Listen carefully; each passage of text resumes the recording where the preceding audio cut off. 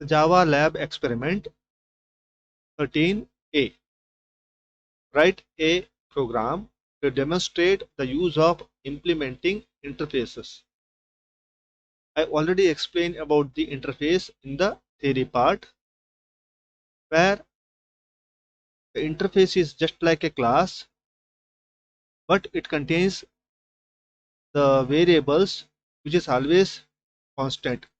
Its value never changes, and it's contain methods which is contain only the declaration part. We are not writing any code for the methods. Now this program explain how to create a simple interface, and using that interface how to create a class. That is called as implementing interfaces. Creating a class by using interface is called as implementing. Now for this I have created one interface called as area, and it contains two members. One is pi, its value is 3.142, float value it is, so I make it final static. Which one is the optional one? Final static is a optional. The second part is actually compute method, which contain two parameters x and y, and this is only a declaration part. We are not writing any code. Now if I create a new class using area, that class has to write the code for compute. I have created one class called as rectangle here, and this rectangle actually implements the area. Here implements means the interface is actually a part of this class, so I have to write the code for all the methods which is declared in the interface. So here it contains a compute method. In area I have a method called as compute, so I have to write the code for the compute here. I want to identify the area of the rectangle here. So the formula is very simple.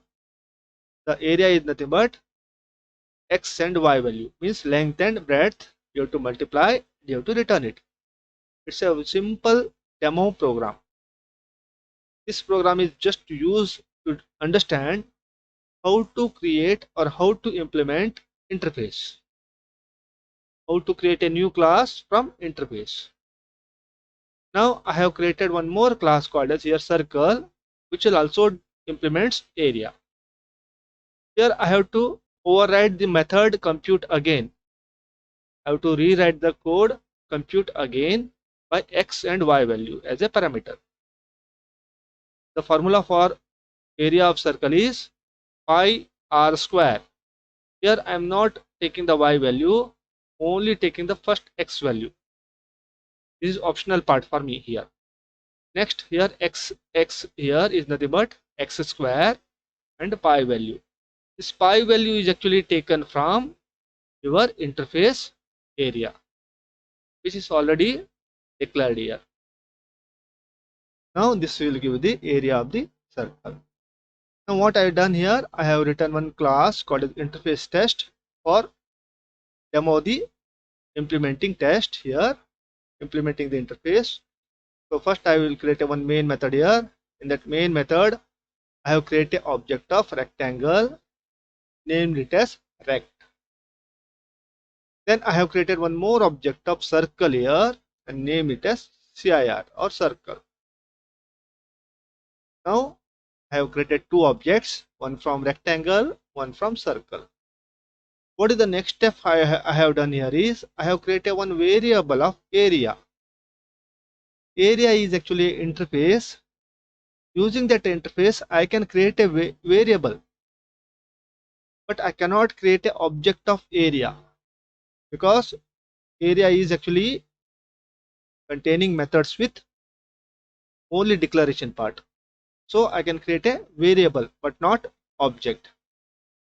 In next step what I done, I'm initializing the rectangle object to the area.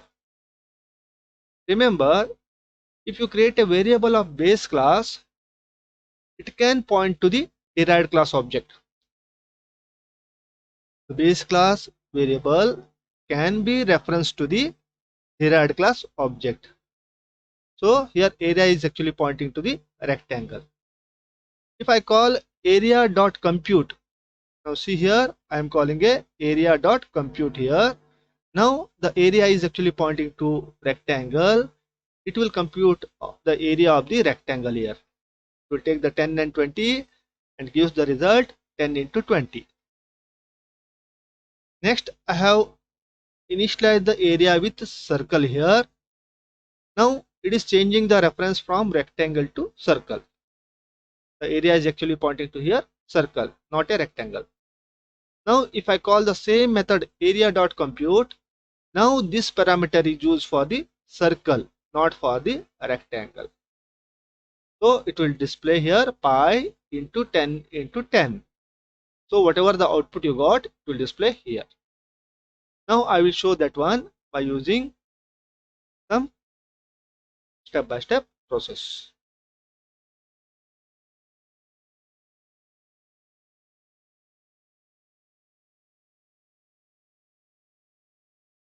Next I will run the program.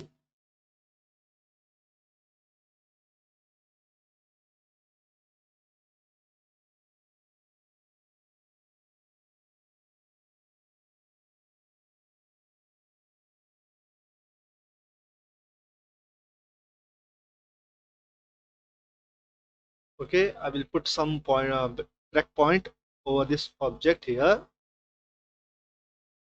Now start here my debugger. Now first I have created a one object of rectangle. Then I have created a object of, now see the rectangle object is created. I have created one more object that is called circle here. Okay, circle object is also created. Now I am pointing to area, a rectangle to area here. Now see, area is actually pointing to the rectangle here. Now see, area is also created here. If you see properly here, it is pointing to the instance of rectangle. If you properly read here, it's a area is actually pointing to instance of a rectangle. Okay, now I am passing some parameter to the compute here. Okay, first I will jump into the there here.